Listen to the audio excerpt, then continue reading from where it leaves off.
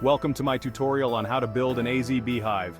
I'm Thomas Arneson, and in this series I'll guide you through the building process of this unique hive design. Just a note, I have tried to present the video myself, but as I always look like an idiot, stutter, mispronounce, and need to look at the script I wrote all the time, I decided to let an AI present the videos, and I'll stick to the building and text.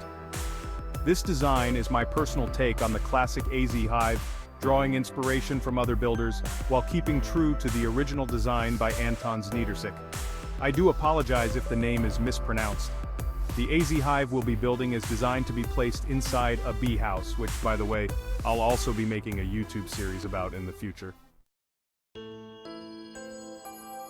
So whether you're a beginner or an experienced beekeeper, the AZ hive brings some really useful advantages. Ease of management. No heavy lifting, at least not once the hive is in place. Minimal disturbance to the bees. The ability to inspect the hive even in bad weather if you have it inside a bee house. And inspecting the hive without fully opening it to the bees.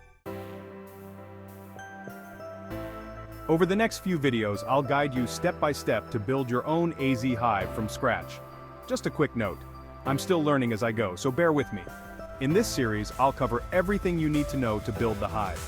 The plan I'm following is something I developed myself, and I'll include a link to that in the description below. By the end of this series, you'll have a fully functional AZ hive ready for your bees.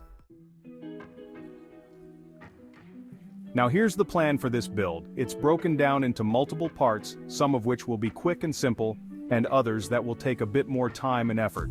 I am not sure if I will succeed in splitting it up in a good manner, but I will do my best. I will also keep tedious parts to a minimum so you will not see much of planing or cutting of boards. Part 1. Building the frames for the AZ hive. Part 2. Crafting the queen excluders and dividers.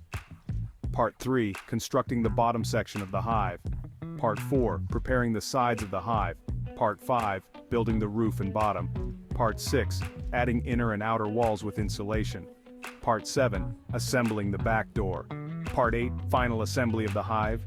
And now let's talk about the tools and materials you'll need to follow along. Here's what you'll need for this project. A miter saw, or if you prefer, a handsaw with one of these jigs to guide your cuts. An electric drill. A hammer and nails. Router to root slots for the rods and groves for the bee frames. Wooden boards, of course.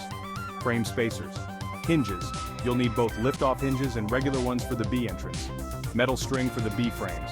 Metal mesh for inner doors and varroa bottom. Queen excluder material. I prefer metal, but there are also plastic and bamboo. Alright, that's everything we need to get started. If this intrigues you, please subscribe so you don't miss the next part, hive frames.